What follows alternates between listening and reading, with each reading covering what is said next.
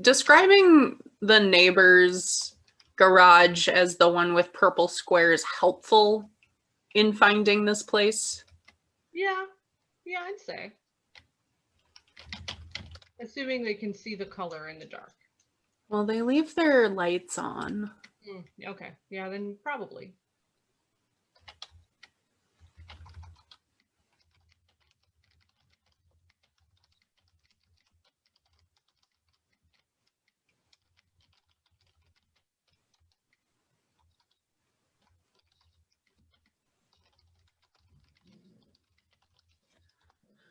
Okay. Okay. Hopefully that's good. All right. So intro, take two. Intro, take two. Woo! All right. Welcome to our vodcast. We are Maddie, and this is Aaron. And we are doing a watch through of the entirety of the Supernatural series. I have been watching since basically day one, and I'll let Erin tell you a little about her journey here that I have strong-armed her into. Yes, basically, Maddie put a gun to my head and said, "You're watching Supernat with me," and I said, "Okay, yes, ma'am." But yeah, no, I've seen we were talking about this earlier, but I've seen up to maybe episode 9 before watching for this project. And was kind of into it, but had some reservations, had some criticisms. But I mean, no time like the present, and it's not like I'm doing anything else. So it's true. Quarantine is good for this kind of thing. Also, there is now a for sure ending to it. It wasn't just going to keep going on and on and on forever. Right. We have an end date. Yeah. Although when I had when Maddie suggested a watch through, my first thought was, yeah, let's. You want to do a podcast? Because that just seemed natural to me. Like you're a veteran. I'm new. Like that dynamic makes sense. But then I remembered there's 10,000 years of this show, and this will be our life's work. Yeah. Is what I'm saying. 10 times 10,000 years. Yeah. You've seen Prancer, right? Oh God, it's been a minute. I was so sad Cloris Leachman died, and no.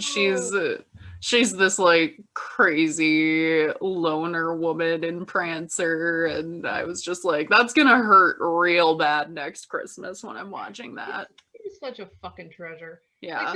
He committed to everything. Yes.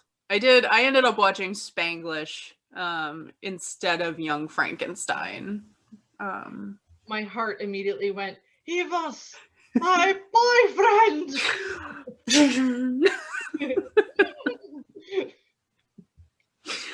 She's so good in that, though. Oh, God. She's incredible.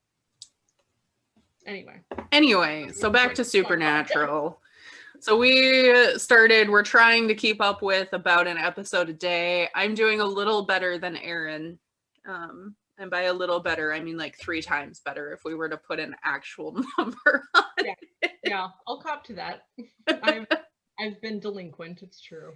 But we figured we should figure out if this was going to be something we were actually gonna be putting out into the universe of the internet.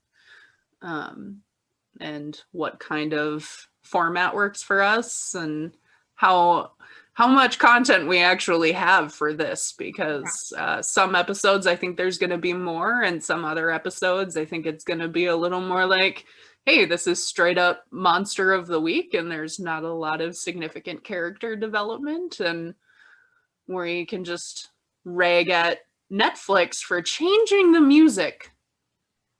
Okay, that was, since we're getting into it, that I think before you told me that the music changed, I think every single episode I watched, I had a note that was, please tell me the music gets better. Yeah, for anyone who has watched it either only on TV, DVD, or only on Netflix, about half of the music has changed. between the two. And I can only assume that Netflix has to like separately license all of the music. And so they were a little stingy on that, which makes no sense to me because I understand why the show ended up having to be kind of stingy in some of their music choices. But like, really, Netflix?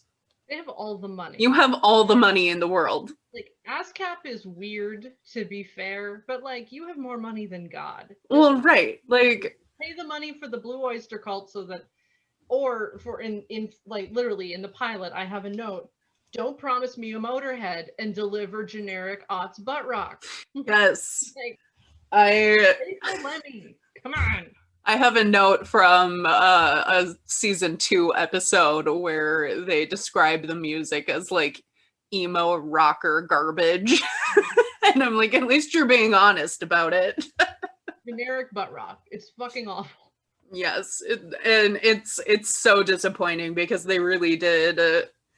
I was trying to tell Aaron that the music doesn't really add anything to the overall plot necessarily, but the overall ambiance, like, you're meant to get this sense that you're like driving in the car with Sam and Dean, listening to Dean's worn out tapes. Mm-hmm. Like that's what the soundtrack is supposed to kind of evoke in you, and it's not doing that as well.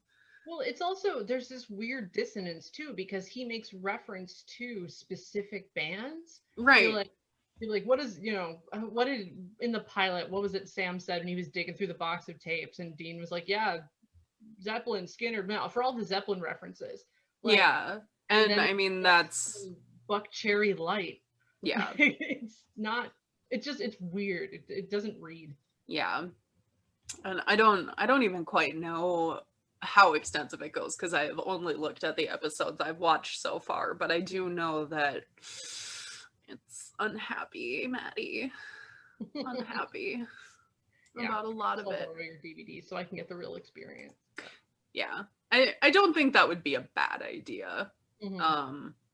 Like I said, a lot of the I mean, you finally saw the episode with the Reaper. Like, does that not seem like it would add something to have her running away while it's playing Don't Fear the Reaper? We're getting ahead of ourselves slightly, but was it the scene with the runner? Yeah. Like, first death? Okay, I wrote down, was this supposed to be Don't Fear the Reaper? Yes, it was. It was originally Don't Fear the Reaper, which is so like tragic because I'm trying to keep track of like, oh, I've actually seen this band, and Blue Oyster Cult is a band that I have seen. Yeah, on the one hand, it's a little too on the nose. On the other hand, I would rather listen to Blue Oyster Cult than literally anything they've given me so far. Well, right. There was one episode, whenever we get to it, that I don't remember which one it was. But the intro song, I was like, okay, this is pretty fucking good. Oh, it was the Shapeshifter one. The intro song for the Shapeshifter episode. That episode is so good. I have a lot of commentary about that episode. Like, a lot of the commentary is like, this is fucking disgusting, but I kind of love it. I think my commentary for that one is mostly, I have questions. Yeah. Well, I probably have answers. But fucking Killjoy. But that is way in the future. We are on the pilot episode, season 1, episode 1. What? It's time to be a Killjoy about the pilot. Yeah, time to be a Killjoy about the pilot and remind ourselves that, you know what? Yeah, in the 80s, probably most women did wear nightgowns. As the Gaylords of Darkness call it, the Christian fashion nightie. Yes. Which is so like... It's so funny. I mean, I know that you have this note because we've shared our notes from at least the pilot, and it's just like, of course her name is Mary. Her name's gotta be fucking Mary. Like, obviously. Okay, so I guess I'll do what I can remember, shitty ADD recap of the pilot. We enter into a standard suburban, family scene. Yeah. I actually think their house is really ugly. Like, from a straight on, why are you like this, phone? From just a straight on, like, if you're going for curb appeal, none. I mean, it. I will say it looks like it could be someone's house. Like it Yeah, doesn't. I mean, it definitely does. It looks like it could be literally anyone's house. The tree's pretty cool. Yeah. But There's a baby, little baby Sammy, and little Dean, who's what, like 4 maybe? yes. Um, He's getting pretty close to 5. What's that? In those first scenes, he's getting pretty close to 5, but he is 4. Okay. And what it's bedtime, and they put, see, I'm already asking questions because my memory's trash. They put Sammy to bed. Yep. And they're getting little Dean ready for bed. Yep. And mom wakes up in the night. Yep. And dad's not with her.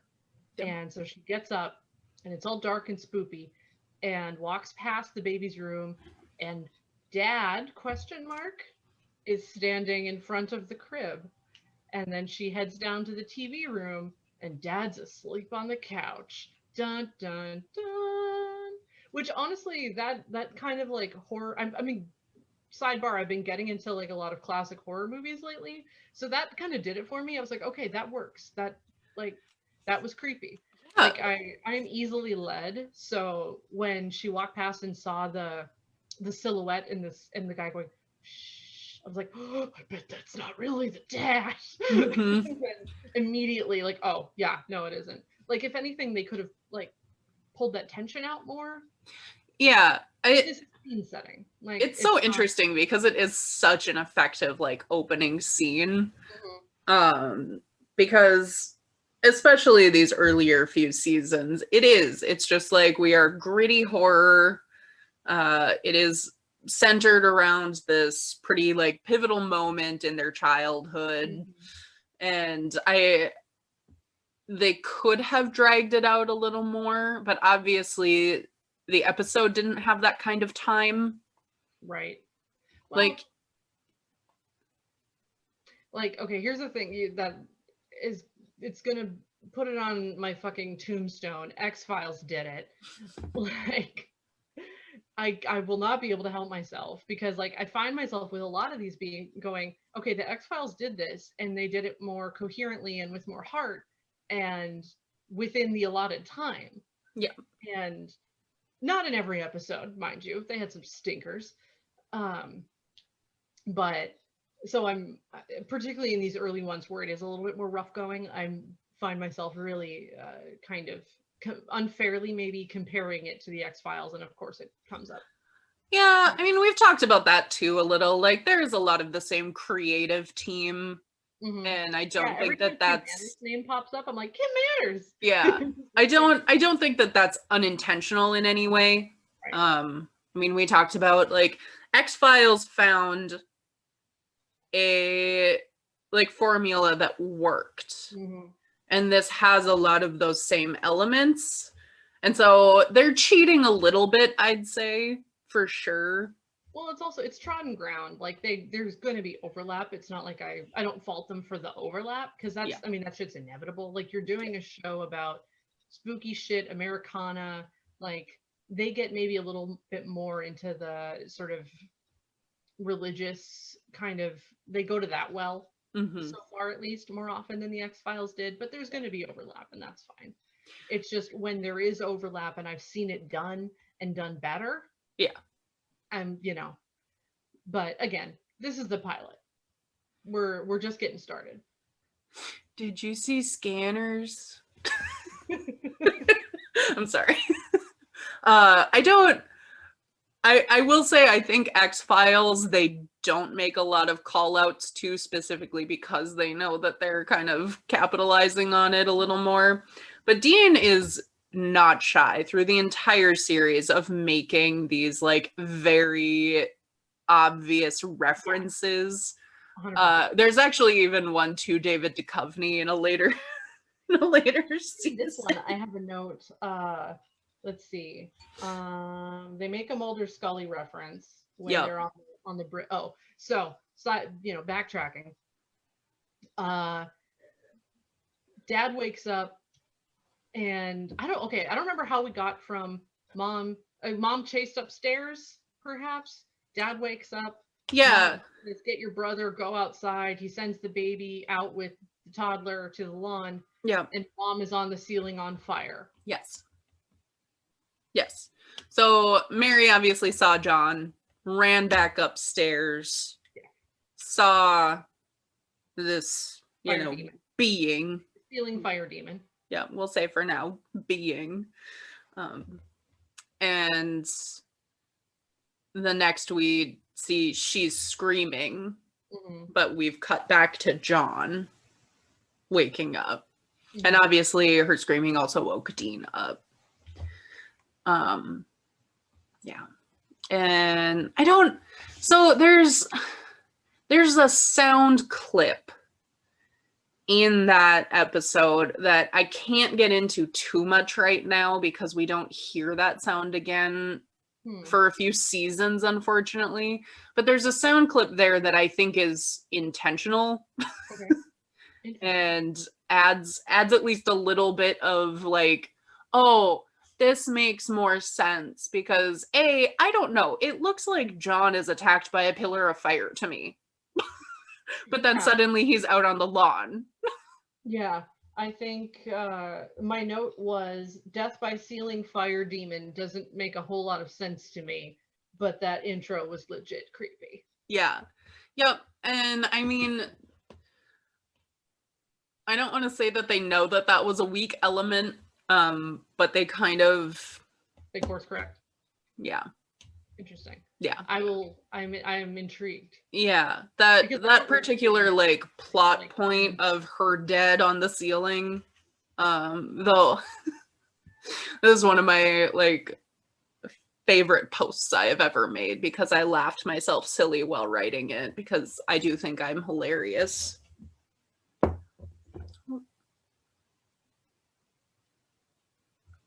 She went away.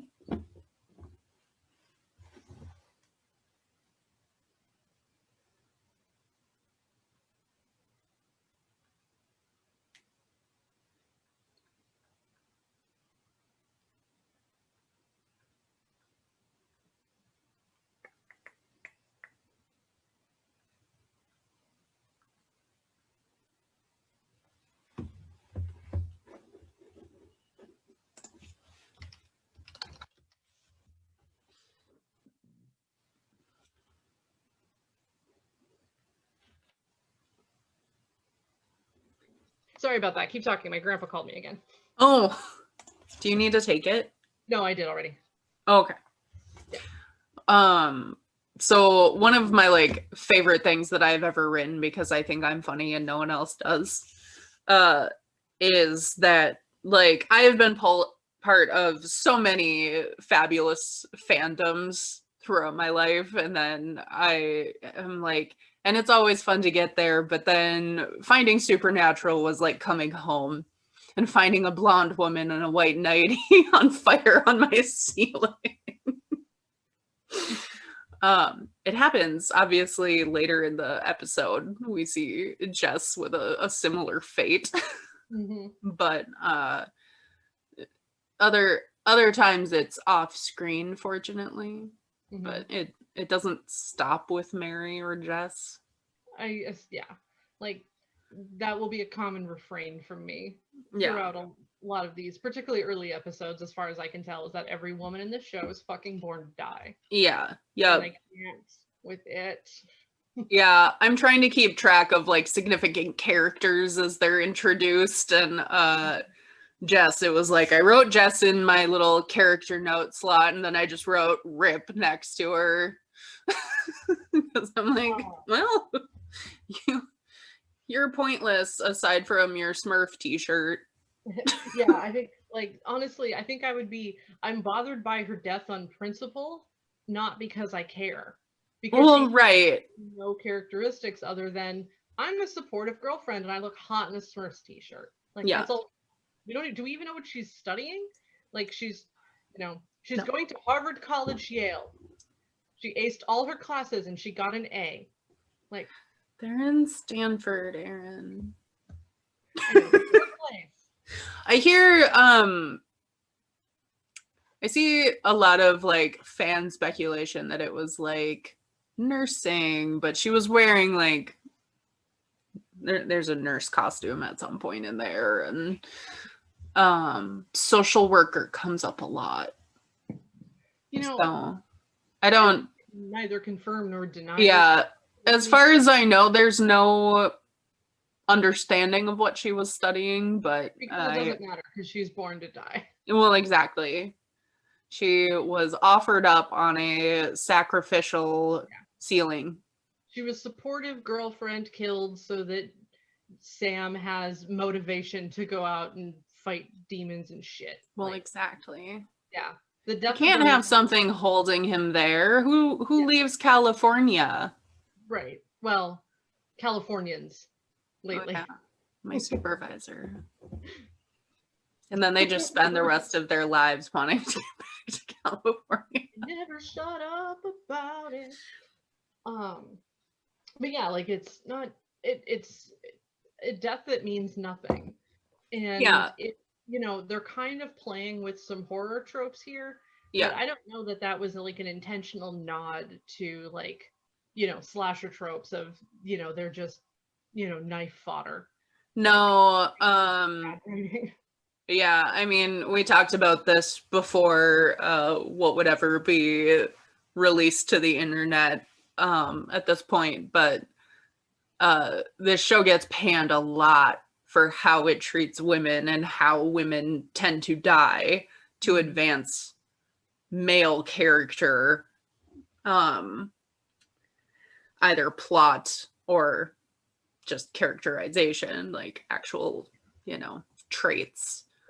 And I was saying it kind of gets worse because they end up doing that to recurring females more and more. Treating people dirty is going to be a running theme. Yes. The running themes of like toxic masculinity and daddy issues.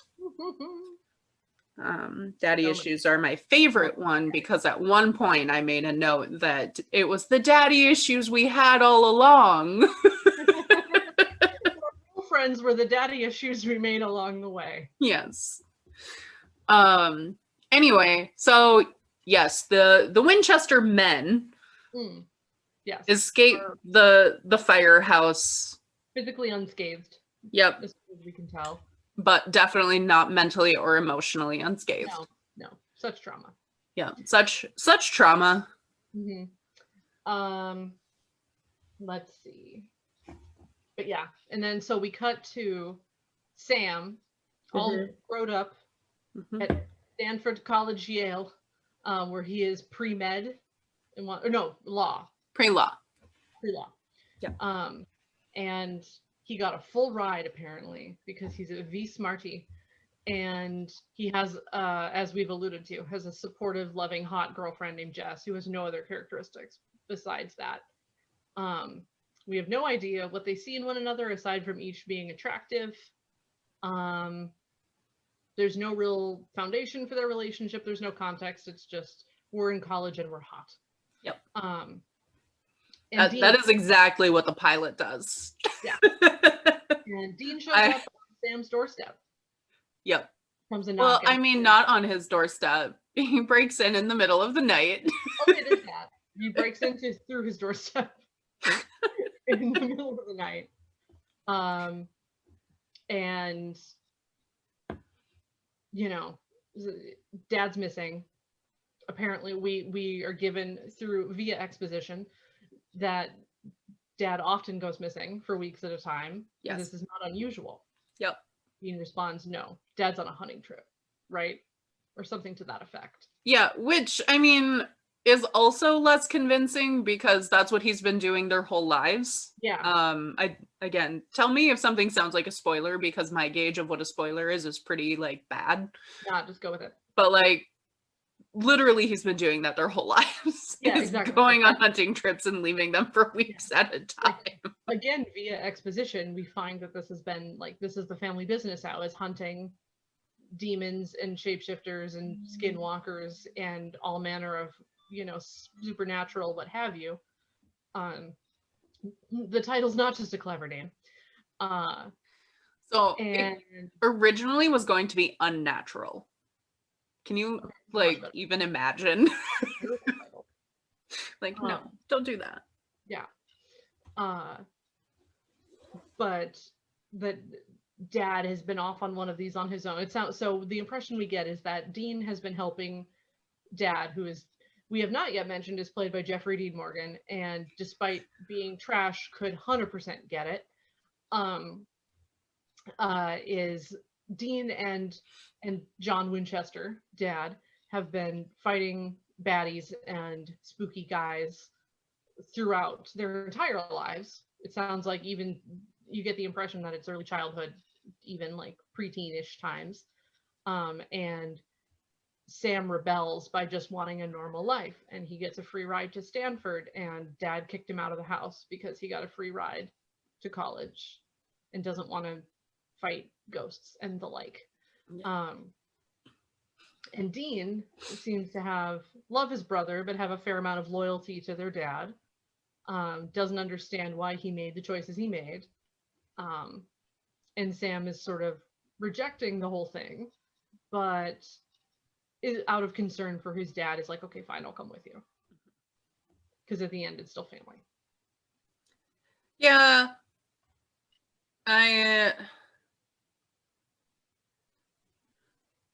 hard to keep this just to the pilot, because I know that a lot of my role here is not just the pilot. You are the Oracle. Exactly. So, like, I don't think that even from the pilot it should surprise you that Dean has a lot of abandonment issues that go along hand in hand with these kinds of things. Dean does have a lot of like hero worship for their dad, in part because he was so young when their mom died, and that kind of you need to watch more Disney movies because I want to make references to them. But there's this movie Inside Out where there are these core memories, so like things that are foundational to your personality. And clearly that moment carrying Sam out and his dad then kind of sweeping them away from the house, like those are very foundational moments for Dean. And so like that's the prime directive. Take care of Sam, and Dad's the hero. Dad's the hero, yeah. And clearly, Sam, I mean, I feel so bad because I am so, like, enamored of Dean as a character. That I'm like, Sam's a fucking brat. And I know that that's unfair. And, like, clearly I know in the greater context that that's not all it is, but watching it getting sucked back into the moment, I'm like, shut up, Sam. God. And he's not wrong either. Like, yeah, it is fucked up to spend your life hunting monsters. And like, even from that intro, you get this, like, John dropped the ball. Bad. And for all of the people that are going to like trash me because I have read these comments repeatedly over the years, like I understand. I was telling Aaron that I finally got around to reading the like John's journal that was published. Like I get that they tried to build this greater context in that they were constantly under attack. Like he tried to stay in Lawrence and it seemed like they were under attack. And that's why they kept moving. But none of that tracks with this like added suggestion that John would leave them for weeks at a time alone in motels as children. And like we'll that also get I feel like at least up to this point, maybe I haven't been paying good enough attention, but I didn't get a real sense that they were constantly moving. Right. Yeah. So what you see them doing, that's what they did their whole lives. Right. Which I mean theoretically makes sense. Yeah. And definitely for, I would say, longer periods, it's not just like staying there for a job, because for the most part, both boys did go through the K-12 system. At some point, Dean drops out. I've always suspected it was at 16 because I know that that's when you're like able to drop out in most states. But how would they ever know if you just disappear and are never re-enrolled? So I don't know exactly when Dean stopped going to school, but I always just assumed it was 16 because it makes sense, because he would be able to drive in all of the states. He would be able to work in most states, things like that. Yeah, no, that tracks. He would not have been old enough to, say, file for emancipation and petition to be a guardian for Sam. Like, that's an added aspect of why I think that it was probably mid-teens like that. But it just, nothing about what we can infer, even in the pilot, really suggests to me that it was necessary for them to be moving around all the time, other than John being this kind of like vengeance obsessed.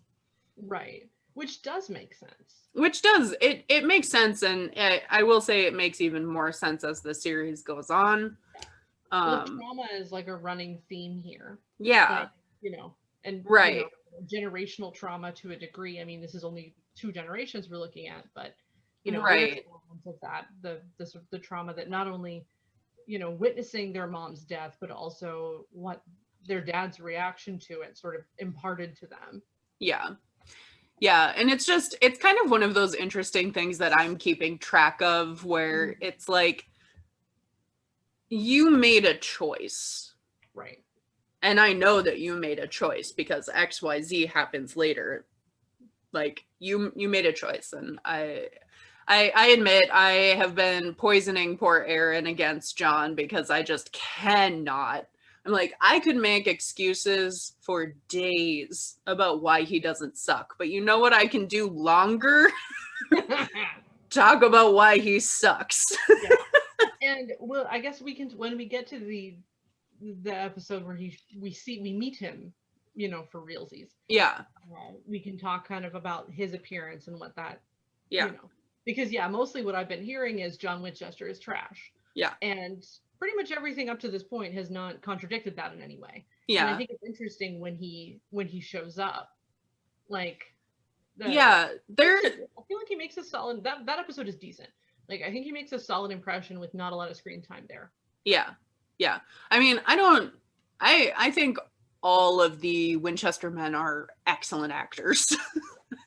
I think that they, for the most part, get across what they need to. Yeah, Jared Padalecki's a little weak early on. Yeah.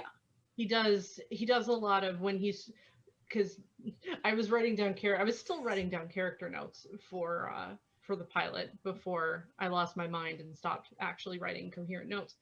And I think my notes were Dean, repressed, older yet somehow not hugged enough. Although I will say, I think like birth order I know is bullshit, but it's just like but is it though? It matches, you know what I mean? And the fact that, like, as the oldest, like I'm the oldest child, and I feel a lot of that, like, you know, responsibility and need to please, and, you know, like, have to be the obedience thing. And it's funny to me that, like, Dean does exhibit all of those stereotypical oldest child traits. It's just that in this family, that means ghost busting and credit card scams and pool hustling, and the younger rebellious one is getting a full ride to college, and that's rebelling for this family. I thought that was kind of interesting and fun. Yeah, and I don't know, it's really hard to, at least in that first episode, like, figure out exactly what is going on with Dean.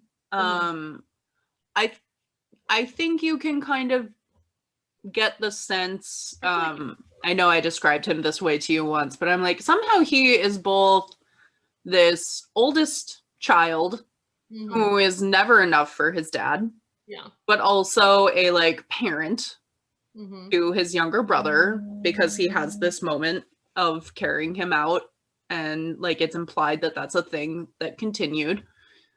But he's also a child of divorce, and the people who are divorced are Sam and John. And I'm like, I don't understand how you pull this off, but that's exactly what Dean does. Right. Well, Is it's like somehow he has all of these random roles wrapped up.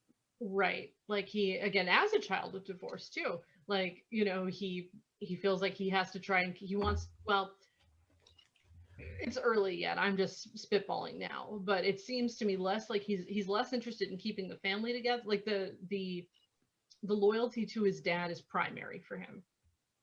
And he cares for his brother and wants good things for his brother and wants to protect him, but it's also not like they're keeping in touch. You know what I mean? Yeah. That's so interesting because I read it the exact opposite, but maybe that's because of all of the rest of the stuff that this is what I'm getting off of having seen 12 episodes of this program. Yeah, because to me the like the show is supposed to focus on Sam and Dean and their relationship as brothers. Yeah. And it does, I mean, it gets so murky, especially during these earlier episodes, because they have been so disconnected with each other. But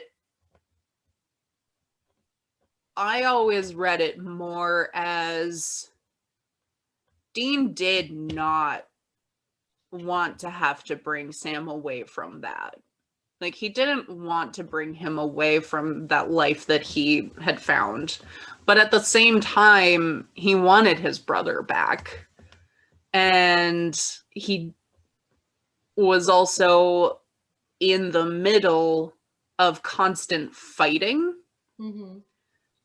Also, I will say Dean's ability to repress shit becomes even more evident the longer this goes on. I know you mentioned you watch Bugs. There's a part in there where he's like, Dad never yelled at us like that. And I'm like, Dean Winchester, you are a liar. You're lying. Why are you always lying? Yeah. Well, it's interesting because like you can grow up with the same parents, but oftentimes the experience of growing up with those parents varies greatly between children. Like I'm sure my brother and I get to talking and we have very different, right impressions of our childhood. Right. And part of it's like, okay, how much can they understand their child? Yeah. Like, do they have these shared interests, for example? Because I know that was always something like my parents didn't get me because I sat around watching anime all day and they were like, what the fuck? What is this? Yeah. But my brother played hockey. And that was a very easy activity to be like, yeah, hockey. Yeah. Same. Like I was super studious and like reading all the time. I was the easy kid. And my brother was rebellious and drinking and getting into shit. And like, so yeah, like his impression of, and he is, because of that, and because of, again, he's a boy too, like our experiences were very different. Like, it's not even just that, all of our experiences are lies. It's all relative because we're filtering it through our consciousness, an individual consciousness, et cetera, et cetera. Yeah. But it's also that, like, we do experience things differently. Yeah. I mean, your experiences and your feelings are valid. Whether or not they align with what other people think of that same experience doesn't mean that it's not accurate. Yeah.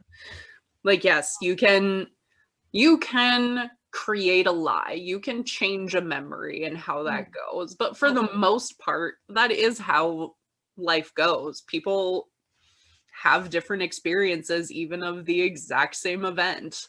Yeah, there is no objective reality. Right. My other character notes were Sam, the sensitive one, floppy boy band hair. Oh, his hair. Dad, JDM is mysterious. And all women born to die. Mm-hmm. Mm-hmm. Oh, this is how we got here. So yeah, that was Jared Padalecki being somewhat weaker of an actor at this point, at least.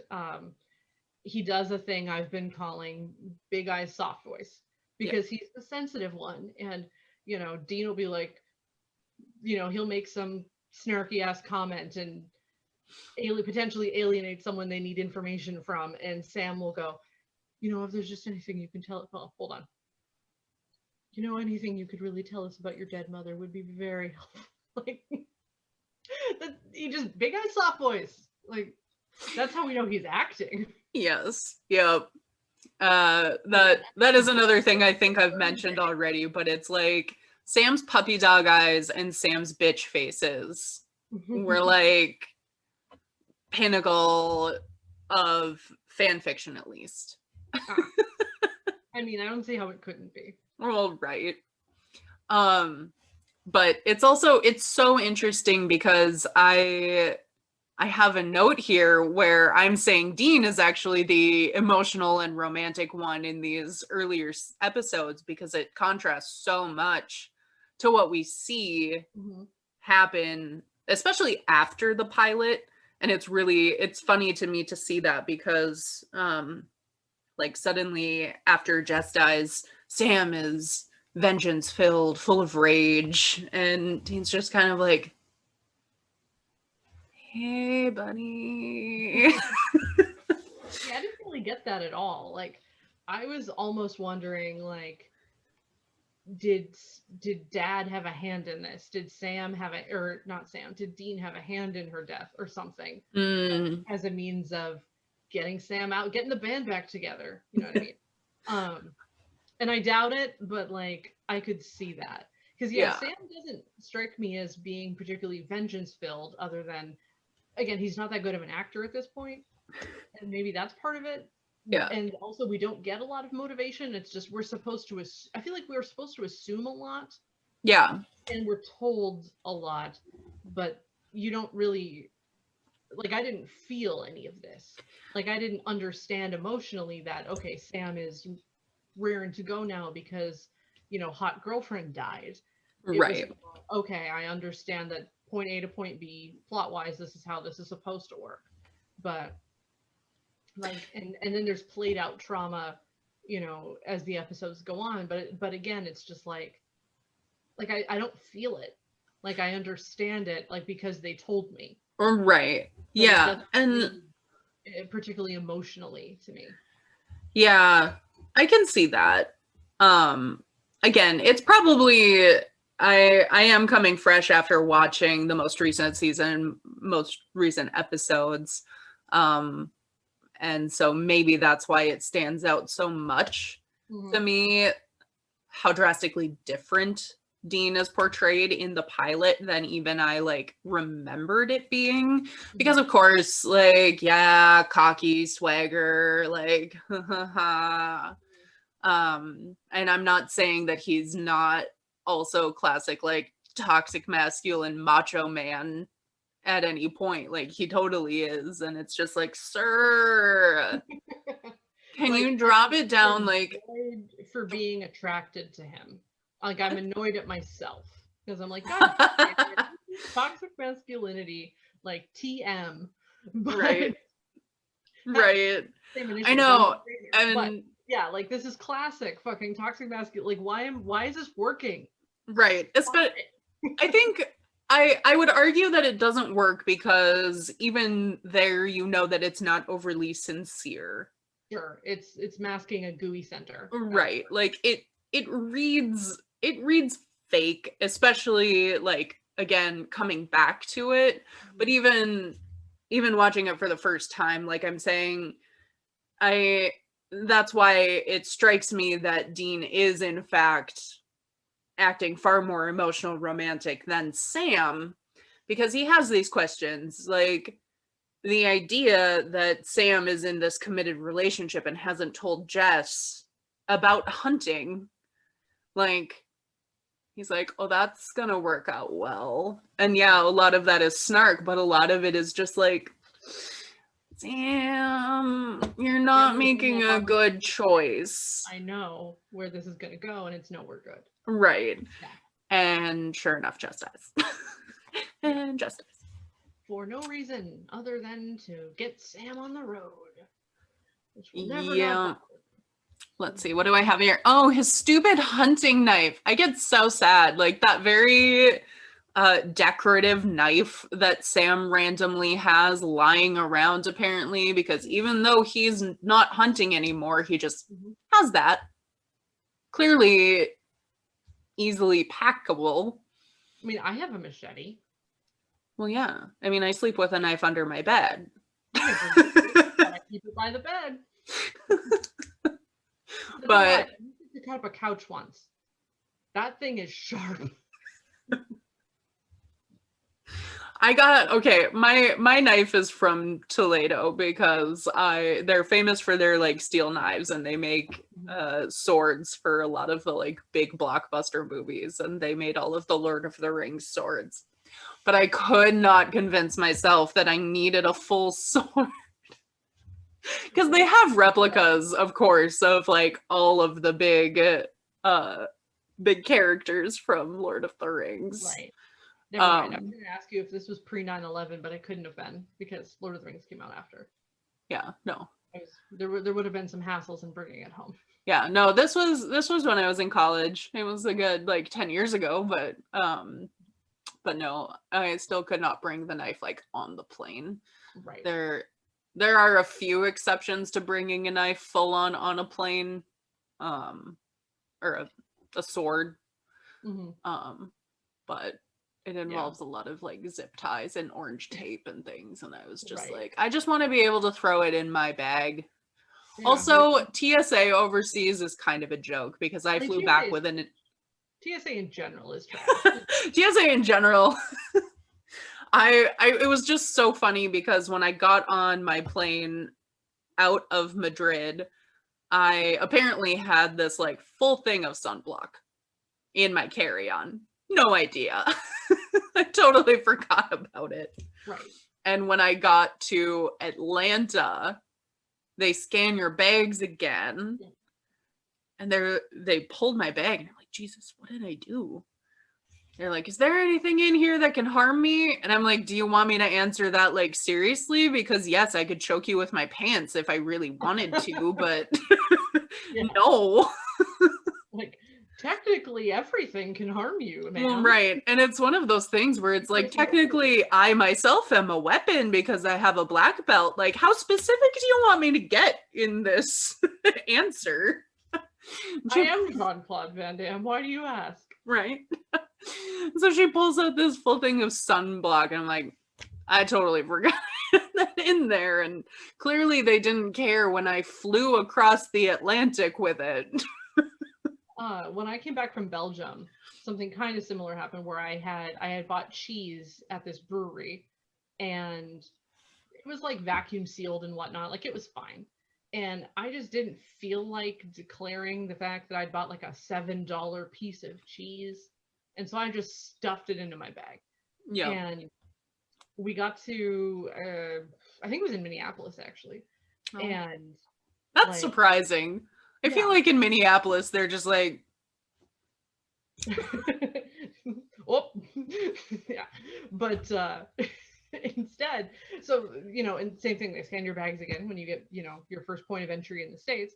And the guy's like, and Chris is already pissy because he got like selected for not even screening. He just got an extra talking to from TSA because he apparently looked real sketch.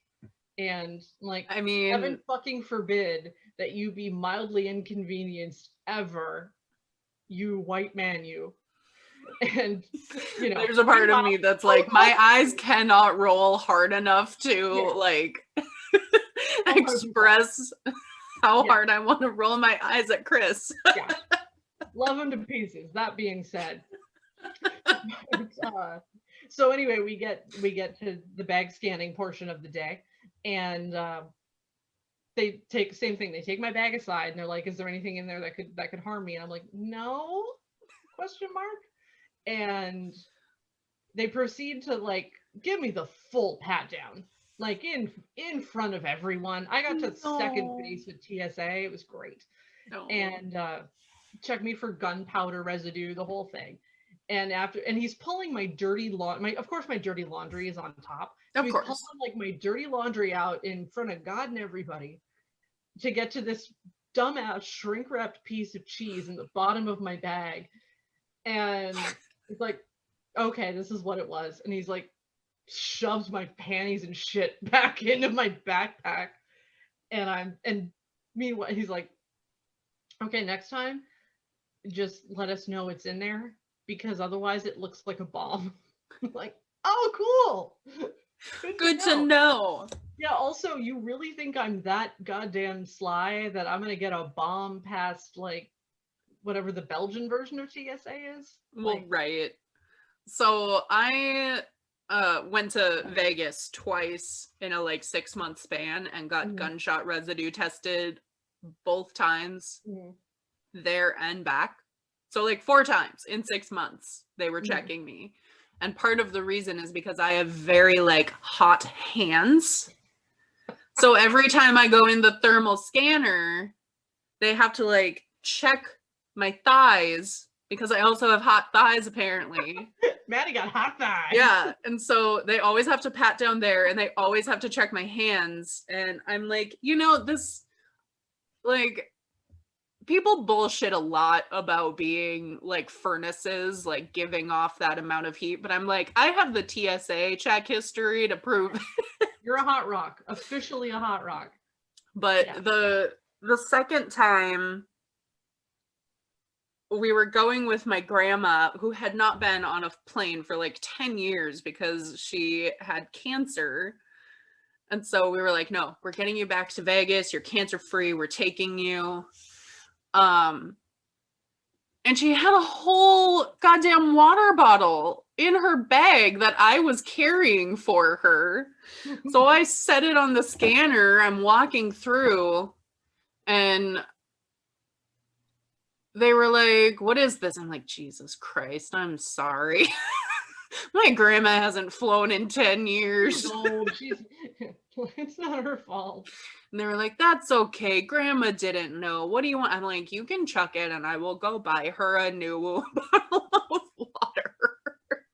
I have to admit to like having worked in the travel industry and traveled quite a bit, I get so fucking like impatient behind people who clearly haven't flown since the Reagan administration. Right. And they're flying with goddamn like like they know they're supposed to put their stuff in a bag. So they put it in a plastic bag, but it's a goddamn gallon-sized zipper bag full of like Victoria's Secret full-size lotions. Like you can't live without Love Spell for a week in Cancun, bitch. Leave it at home. Christ. Okay, if I'm staying anywhere for a week, that kind of shit I just buy there. But the other like great time, this was a like, they didn't outright ask me if it was a bomb, but I knew going through security that they were going to think it was a bomb because I had an air mattress and an air pump in my bag. Yeah. Very bomb-esque. Yep, very. I knew going in, I'm like, obviously everything's fine. It's literally just a little electric air pump for an air mattress, and the air mattress is packed right next to it. And even better, we didn't even have to like use it because we got a room upgrade, which was nice. But yeah, they like pull it over, I'm like, even before they ask me anything, I'm like, it's an air pump for an air mattress.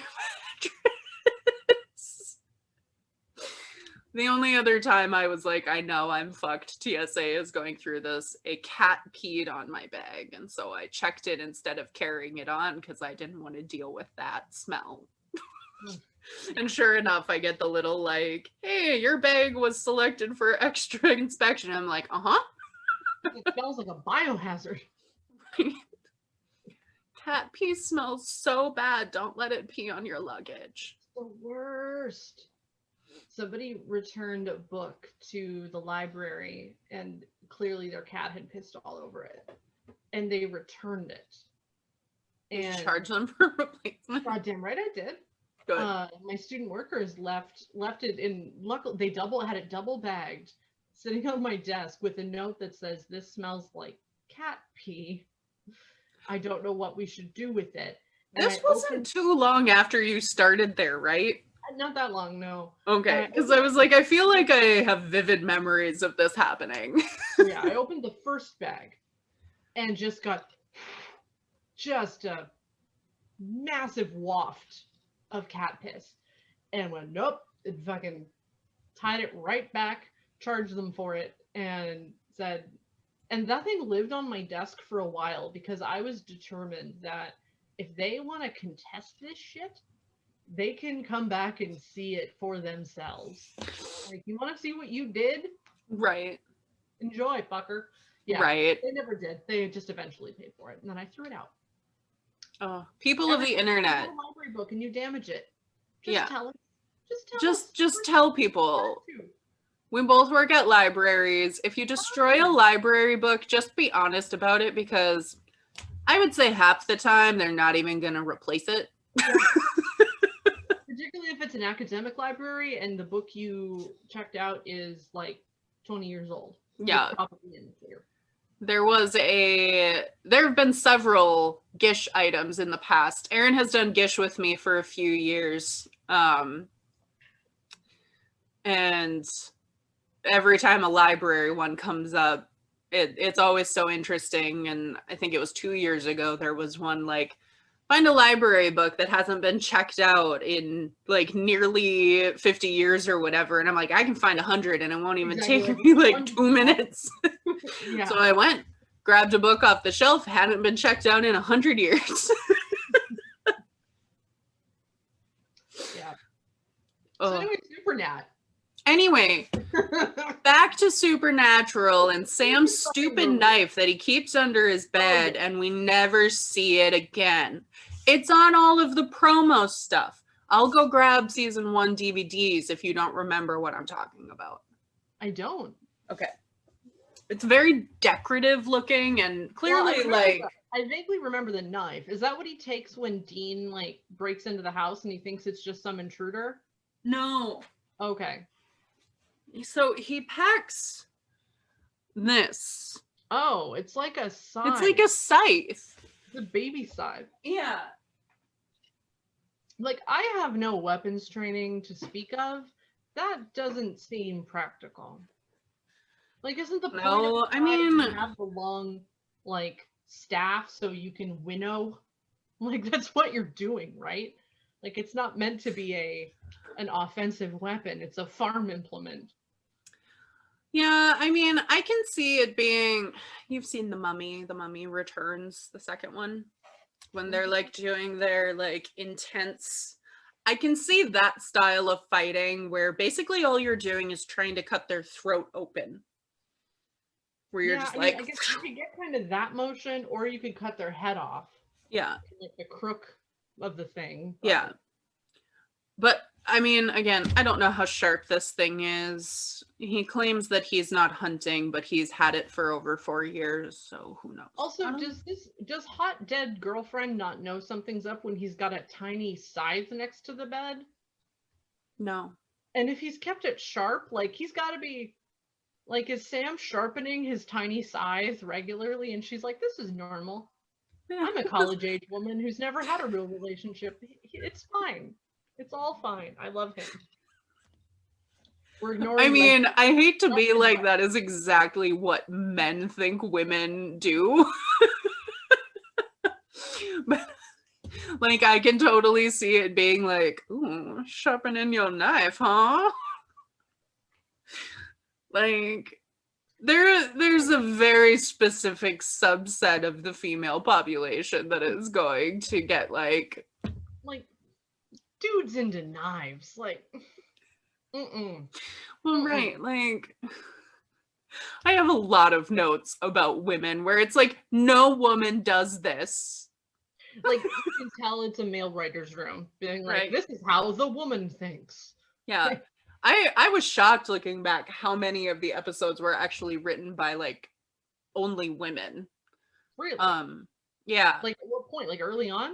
Yeah. I've not been paying nearly enough attention to credits again, other than when Kim Manners' name shows up and I go, Kim Manners.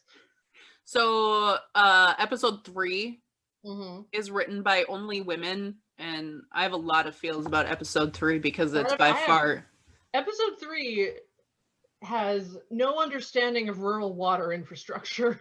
yes. I have problems. First off that. I have a lot of comments where I'm like, you've never been to a farm, have you? Right. Anyway, like so you asked about my trip to Spain being if it was pre 9/11, and clearly not. Clearly not. But I have a note in here about the credit card fraud. And I'm like, do you know how hard credit card fraud honestly is post 9/11? Because they implemented where you have to submit a social security number. So like they are full on digging into people's like identities to commit credit card fraud. Okay. As someone who's never committed credit card fraud, to the best of my knowledge, to the best of your knowledge, it's possible. You know, I can neither confirm nor deny that statement. I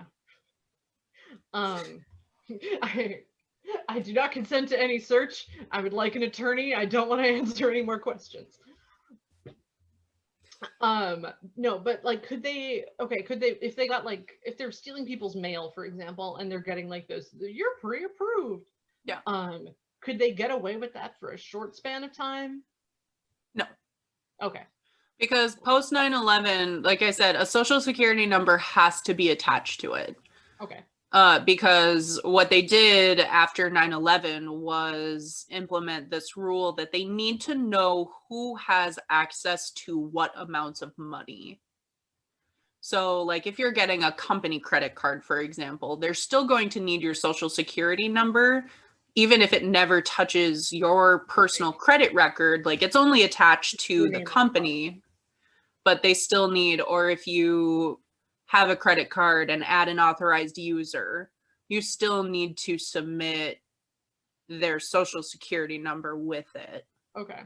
So it's funny that they kind of are so blasé about it. Like later Dean says, do you know how hard it is? And I'm sitting there like, it's real hard. For 4 seasons.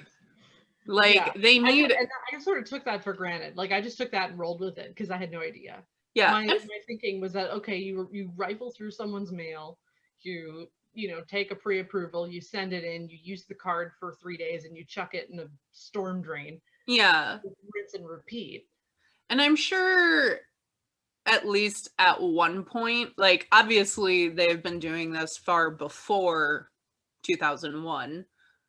I'm sure it was easier when they started. So it could just be that they got really good in the 4 years at doing what they needed to. Yeah.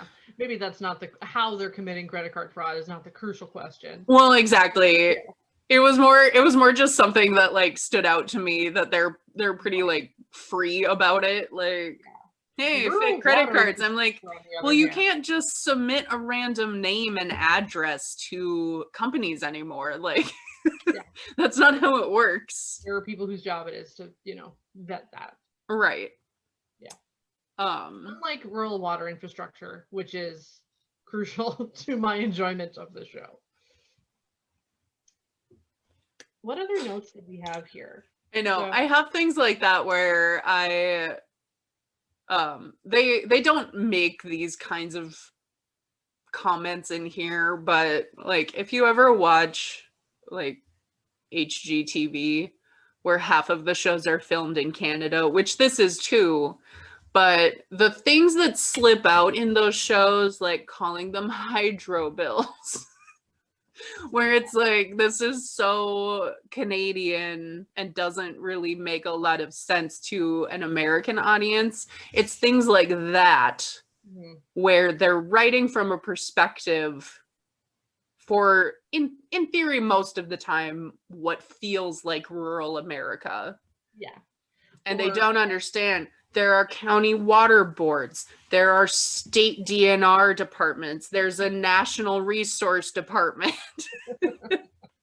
Like, there are people whose job it is to manage these kinds of things. And that's not saying things like dams either being built or being destroyed don't happen, but they're not destroying an entire ecosystem on its behalf. Right. Well, also reminds me of, again, my favorite show ever, The X-Files, where like things they filmed in Vancouver for most of their run, and things like William B. Davis, the famous cigarette smoking man, they had to write it as when he became a more prevalent character, or prominent character, I should say, they had to write into his backstory. They had to write around his very strong Canadian accent. Like they basically like included something in his backstory to make his voice relevant, which I thought was hilarious. Right. Yeah. All of the supporting, like, or the extras and the random one-offs in that show, they're all real Canadian. Yeah. Yeah. And we don't, especially in the first season, there's not a whole lot of like reused people, but I'm trying to keep track of that too. Like, hey, this actor shows up later, but with a real name. Well, instead, I've been doing so either Aaron's obligatory X-Files moment or X-Files did it is going to be a recurring theme, because it's my only cultural touchstone, apparently. So I had for this one, Mr. Welch. Oh God, we haven't even gotten into the fucking plot yet. No, I was gonna say the Monster of the Week intro. Okay. But I didn't want to, I just want us to keep chatting if we've got interesting things to say. Yeah, fun. So I guess moving on, the first monster that they fight is there's car accidents happening and dudes dying. And specifically dudes, like males. Dudes. Yeah. And there's a phantom lady. And they're the brothers are trying to sort of piece out why these guys are all dying. Yes. And why it's along the same stretch of highway in rural somewhere. And so, okay, remember John was there. Oh yeah. Thank you. See, I need to write plot notes because I always think, oh yeah, I'll remember, and then I won't remember. Anyway, yes, please continue. Well, they knew that John was going to Jericho, which is like the city in California that this is taking place. And so they got this idea what was happening, knowing that John had been up there. So like the impetus to go find this particular hunt was because they thought their dad was there. And then here's the thing I don't understand. How did they end up at the same motel? Like, okay, in our area, I totally would buy randomly ending up at the same motel. But they just happen upon the same motel that John was staying at. That I'm okay with, because it struck me as such a small town that it probably only has one motel. Well, and like it didn't seem like the phantom lady's husband is on just some farm. Yeah. There's like one sheriff who's there he's everywhere. This doesn't strike me as a bustling metropolis. You know what I mean? Yeah, I guess maybe it's my own like perception of California where there is rural fucking California. There is redneck California too. Oh, I know there's redneck California, but Jericho's only like what, hour and a half out of. Oh, is that a real fucking place? Yeah. Oh well, shit. I assumed with a name like Jericho, it was a made-up town. Jericho. I don't know what I am singing. I'm sorry. I assumed you had thoughts about Chris Jericho. I do. I have so many thoughts about. So I was I'll say trashy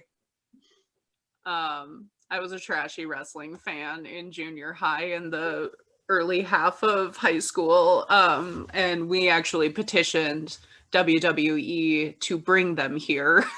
Yeah. And we did it. They came.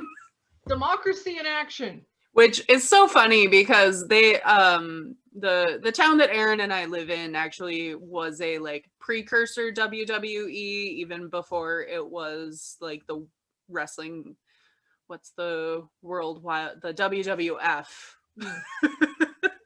that they lost the rights to hilariously. Because the pandas weren't gonna wrestle. Yes. The like American Wrestling Federation, I think, was its precursor. And this used to be like a regular stop for them. I didn't know. Like my grandpa was a security guard there for years and years, and my dad has some very interesting autographs from wrestlers. And Oh yeah.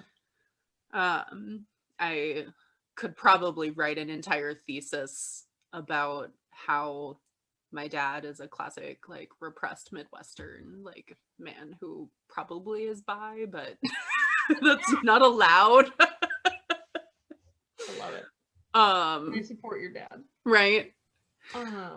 But Chris Jericho came both times and I loved him. That's wonderful. There was just something about him. I made a very glittery poster and everything. It was really fun because the second time he was here, he had like just won some belt. So it was like especially fun that time. But Chris Jericho and Bret Michaels were my like. Yes, those were the days. I miss those days. We're gonna sound like we're 1,000. We are. I mean, I am. I can't speak for you, but I'm 1,000. I mean, I'm not that much younger than you. I mean, I might be in the 900s. I'm like Yoda's age. Yeah, yeah. Anyway, so they end up at this same motel. And because their credit card fraud is as a father and a son, which I don't know why you would choose to do that, I guess, personally. Like, pick different names. Right. Why not? But they end up going into his room and finding all of the notes. Yeah. And it's like, okay, that's the one that he is camped the fuck out in that hotel room. Like, how much time is it? I feel like you don't get a great sense of the like the passage of time either. Like, how long has he been in that goddamn hotel room? So I think the suggestion that we're supposed to get is that he's been there the entire 3 weeks or whatever it is that Dean hasn't heard from him. Because he is like stalking this woman in white case, but he's got other things up there too. That make, again, more sense. They're hinting at like later episodes.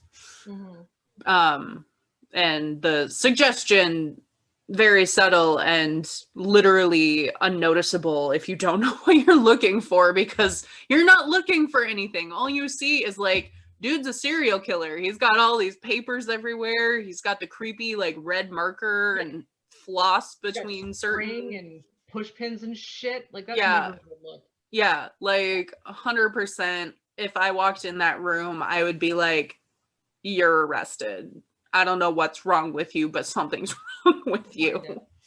Yeah. Don't know what kind of help you need, but it's something. Yeah. Therapy would have really helped all of them a lot. There would be no show if they had either had access to mental health or were willing to use it. Well, right. Like, Kansas was one of those like interesting states too, where like it gets all of the bad of being both in the South and in the Midwest. Yeah. Like, there was a whole book about what the matter is with it.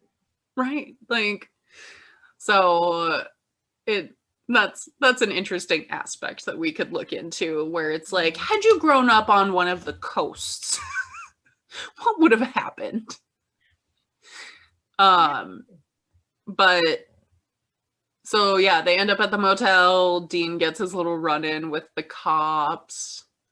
And so I think I can't remember if we talked about this or not, but I like cried laughing at this because I was telling one of my friends that one of the things that I'm kind of tracking through this is like queer coding of Dean.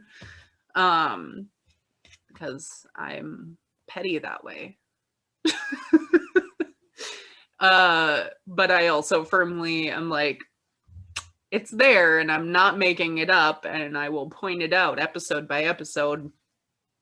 And my friend from college was like, you don't think that it's right away in the pilot when he tells the officers that his boots are the only real thing about him?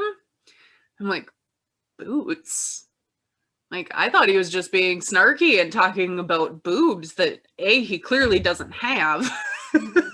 And like, it's a very typical like fake body part. So and she was like, wait, it's boobs? And I'm like, I mean, I don't know anymore. You've said boots now. And part of this is a problem with our Midwestern accents where we drop our T's a lot, especially if it's at the end of a word. And so something like boot becomes boot and not boot. Those were 3 different words to anyone outside of the Midwest. Yeah, exactly. But we looked it up. It is in fact boob. Mm-hmm. Which, like, also the assumption that him talking about his shoes is queer coding is also kind of strange to me. But yeah, so there is for it.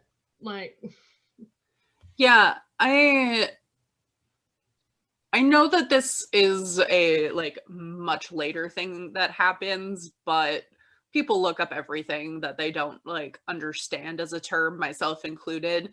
And there's a part where Dean ends up using the phrase sensible shoes, which apparently used to be a way one described a gay man. Really? Yep. Which is so interesting to me. Clearly that's something that's ingrained in culture. Like, I don't know.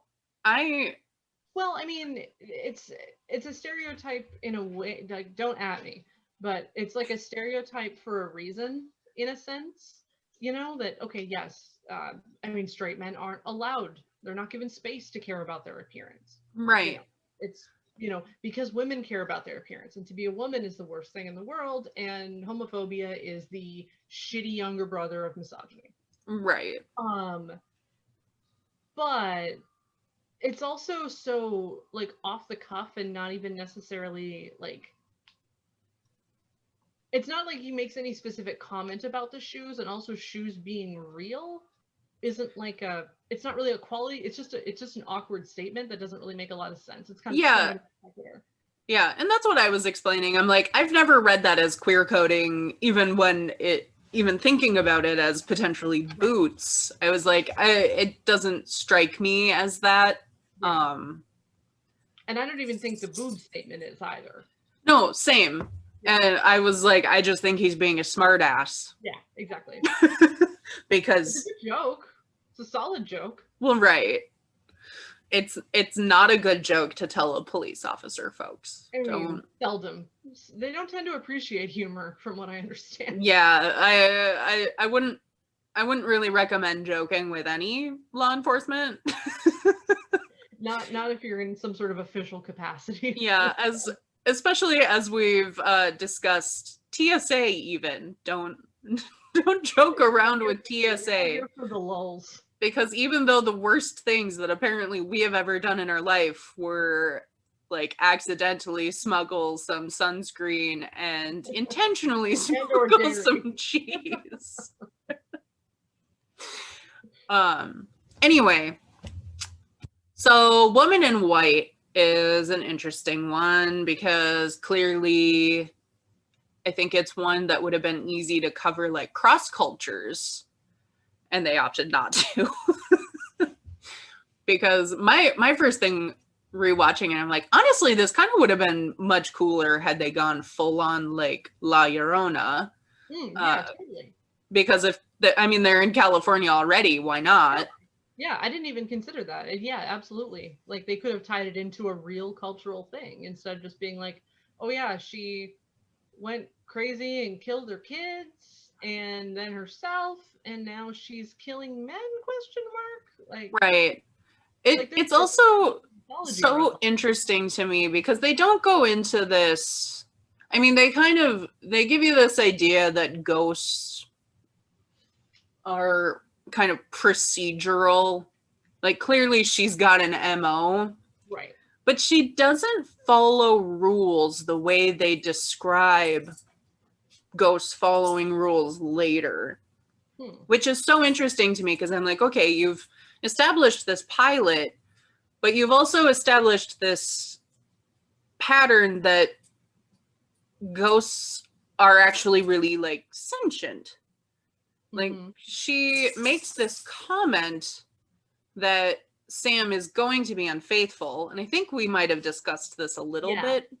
And then she basically tries to rape him. Right. So like, okay, is she saying that he will be unfaithful because she's going to rape him? Because like problematic on its own. Or is she also tied into some like bizarre psychicness, in which case I'm still at a loss who exactly she's talking about. Yeah. But I find it interesting because right away I think that they build in this parallel even between like the fact that John is absent and not approaching this. To me, it's one of those things where I kind of read like, you couldn't come here, could you? Like you couldn't do this. And then you've got Joseph and then you've got Sam, and it's like, okay, is this meant to imply another like added element of Sam really dislikes John because he is so much like John? And that was something that kind of stood out to me. Interesting. This watch through. Yeah, this episode, like, I get what they were trying to do in terms of we're setting the scene, we're giving you okay, this what are the highlights we're gonna hit every episode? Family trauma. Oh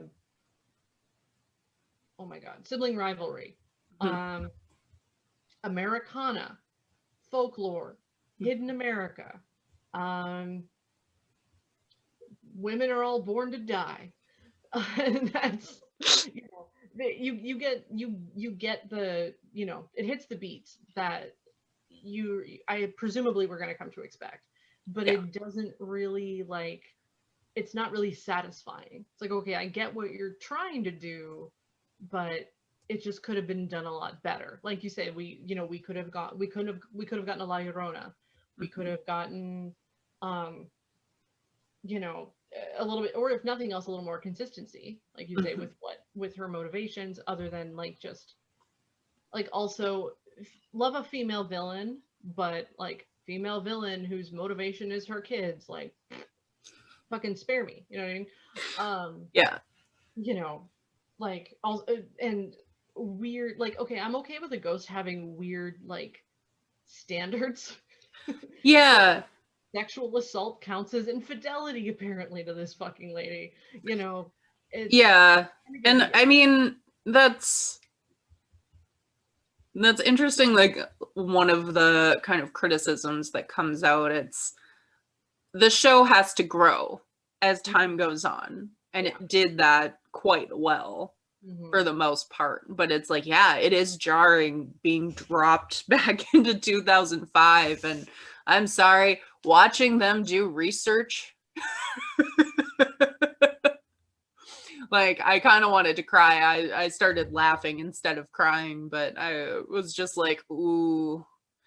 Oh, and there's a part later where Sam literally references LexisNexis, and I'm just like, my heart. Like they were on microfilm, weren't they? They busted out the microfilm. Did we get a microfilm scene? Yeah.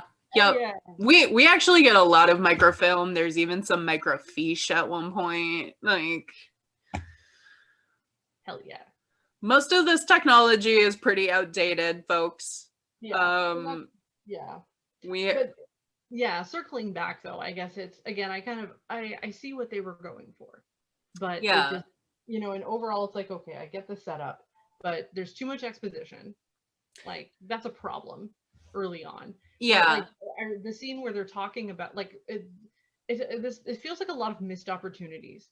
Like the Yeah. scene where like at the very beginning when Dean breaks into Sam's house and he gives the very pregnant statement of dad's on a hunting trip. And Finn's like, oh, I get it. And they go outside to talk about it. And Yeah. it's a lot of, well, you remember when we were kids and this is a thing that happened. Well, you walked away from that life. Well, I wanted a normal, and it's just like. Yeah. I think it could have really benefited from being like an hour and a half pilot. I think most pilots could benefit from being a little longer, but then Economy of writing. What? Or even just more economy of writing. Like instead of spelling everything out, trust the audience. Like when they're going into their oh god, and again I should have made more specific notes other than just then trust the audience, which is what my notes says. The audience can't be trusted. Fair. I certainly can't. But there's a point at which when they're I think it's when they're going through the car and they're like, well, that this is what kills this thing. Well, I know that, but what about, and it's just, it feels a little bit forced. Right. I think the impetus is good. Like the impulse to sort of give that information in that way is not a bad one. You could just do it a little bit more naturally and leave a lot of that unsaid and, given to understanding. And it's a lot more satisfying, I think, because then you get to connect the dots as a viewer. You feel good about it. Like, yeah, I don't know. Like I don't need to be told everything. Let me infer. Yeah, I'm sorry. You said do it more naturally. I'm like, but it's supernatural. End of episode. We're done. This has been fun. No, I have to do my like foundation segment at the very end. Oh, and I have to do X-Files did it. Did we decide we were gonna do a like Schitt's Creek rating system or not? That was an idea you had. I don't know that we decided on anything. Okay, well, we can see what happens there because I have a very specific episode where you, David, is happening, so it's not this one. Let's see. This is more of a I just cried myself to sleep. This episode might be a disgruntled pelican. I could see disgruntled pelican. I have a different episode where I would apply a disgruntled pelican rating to, but is it Ray's truck? It's not Ray's truck. So excited for that shit. What's the next one? You can watch it after we're done. Yes. So yes, my only X-Files notes for this were Mr. Welch. So Welch was what was her first name? The lady Constance. Constance Welch. Her philandering husband was one Dwayne Barry from the two-parter Dwayne Barry and something else. I don't remember the second one. Ascension, maybe? Anyway, he's the one who kidnapped. He spoke in the third person, took a travel agency hostage, and then kidnapped Scully and took her up to Skyland Mountain, where she was abducted by aliens. There was a Mulder and Scully reference at the beginning, and the sheriff was also a sheriff in a different X-Files episode. I have a feeling there's going to be a lot of overlap there. Yeah, there is. And there's even a lot of overlap just within Supernat. I think every single episode has an actor or actress that returns, but I'm only keeping track of the kind of ones that actually return. Like they're not extras in both. Yeah. Or Kid Manners. Kid Manners. Kid Manners. The rest of these I've been doing like episodes that remind me of like, okay, X-Files did this in this episode. Yes. I didn't do that for this one, although I'm sure there is there's, oh God, there's one with dead ladies that are like, I used it later. They're talking to like a mentally challenged guy, but they're murder victims, but they're not they're not vengeful or, in any way. They're just like shades, basically. So I'm sure there isn't, if we had viewers, I'm sure they'd be screaming at me going, it's this one, but I can't think of anything specifically that this episode is reminiscent of to me. Okay. Sounds good. So for foundations, you mentioned most of them. I did add research in the 2000s just because I think that does scream at both of us a lot working in libraries. But bad lighting, I think that's a pretty like intense root foundation that we're playing off of here. It gets better, but part of it I don't think it was intentional in any way. I do think that they make fun of it as being part of a budgeting choice, very realistically. But I also think that it sets the tone a little better than like TV lighting would. Mm-hmm. And then kind of that urban legend Americana. I kind of like that they end up adding a little more like standard urban legends sprinkled through like the later part of this season and season 2 that I think add a lot, because it's like, oh, every campus has this terrible urban legend. There's a ghost in the old main building, because every campus has an old main. Yeah, we get a Hookman. Love a Hookman. Yes, Hookman. I enjoy that episode. Right away. What? We get a Bloody Mary right away. Yep, we get Bloody Mary. Yeah. Yep. I am into the fact that they at least they're attempting to do like a very specific sort of dark Americana thing. Yeah. Like I think I put something to the effect of like American Gods meets the X-Files. Like I like the idea of that. It's just execution wise, it's a little bit rough for me so far. Yeah. Yeah. And I mean, I do think that they had an uphill battle. This first season was the year that WB was becoming CW. So they kind of had like the one season to really make it happen. So they had to sell hard. Right. And then some quotes. These live through the entire series. And they stand out even within the show because they do dramatic pauses or like close-ups and things. They make it pretty obvious, but Driver picks the music, Shotgun shuts his cake hole, perfect. They will continually call each other bitch and jerk. Though I think we see a pretty significant drop off of that. The very end of the episode when they say they've got work to do. And no chick flick moments. Those are kind of foundational quotes that obviously the show plot is not built around those, but their specific relationship pretty exemplified in those. Right on.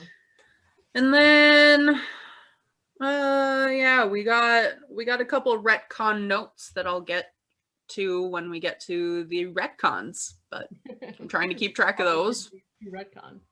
Huh? The opportunities to retcon. Yes. Yep. I'm putting them in the episode that they end up retconning rather than like the episode that becomes the retcon. I think that's appropriate. Just because I end up having questions like watching through this. I'm like, what the fuck? There's a part where Dean references their uncle and I'm like, what? Yeah. Well, and knowing that there's a retcon coming means cock all at this point. So no. Well, exactly. Perfectly appropriate. Oh, and then I do have a crying face note here where Dean came back. He was gonna leave, but then clearly he knew something was wrong, so he came back. It's very Beauty and the Beast. Whiskey. But I think that's all we have for the pilot. Yeah. Along with many tangents. Yeah, we're gonna need an outline next time.